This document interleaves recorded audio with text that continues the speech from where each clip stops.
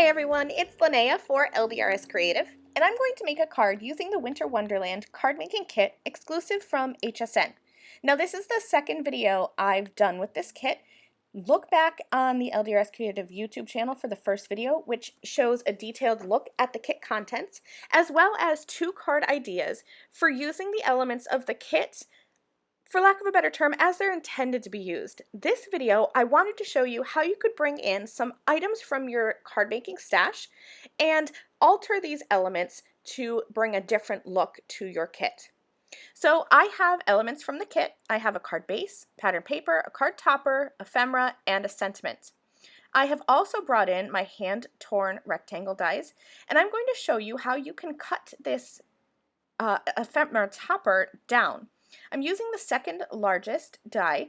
You can see that it fits perfectly within that already die cut topper, but I wanted to create a different look here. Now, the ephemera that matches this card topper sits right at the bottom, and I didn't think that that would be a problem, and it's truly not. You could skip this step if you wanted to, but I wanted the bottom of my ephemera piece to match that hand-torn edge that I gave the topper. So what I'm going to do is hold that ephemera in place right over the top of the card topper where it's lined up, where it's going to be adhered. And I'm going to use some low-tack tape and tape that down. And you can see that the bottom of the ephemera ever so slightly hangs off of that hand-torn edge. So I'm going to grab that same hand-torn rectangle die that I used to cut down my panel. I'm going to line it up again, this time with that ephemera taped in place so that it's going to cut through the ephemera at the bottom, so that bottom edge will match.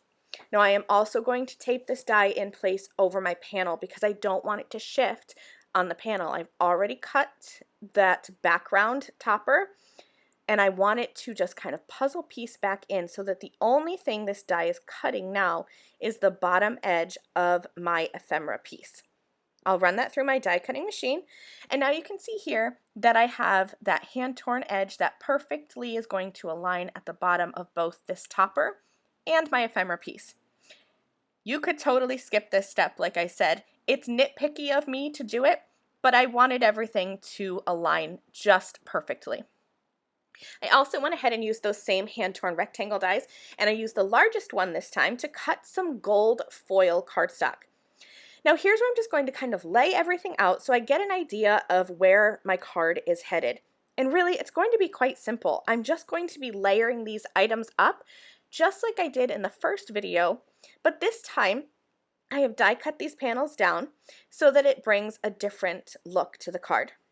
I've gone ahead and I've put some foam tape behind my ephemera piece that matches the card topper, and I'm going to adhere those little critters in place right at the bottom.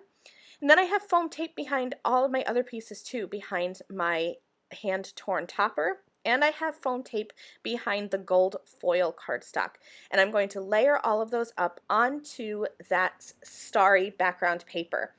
And I chose that kind of gold star background paper because I thought that that would look really great with the gold foil paper, and everything was just going to have this feel of gold throughout the whole card. I'm going to add some more foam tape behind my sentiment, and I'll place that down at the bottom, and I'll also place these die cut pieces onto my card. I've already adhered my background to my card base.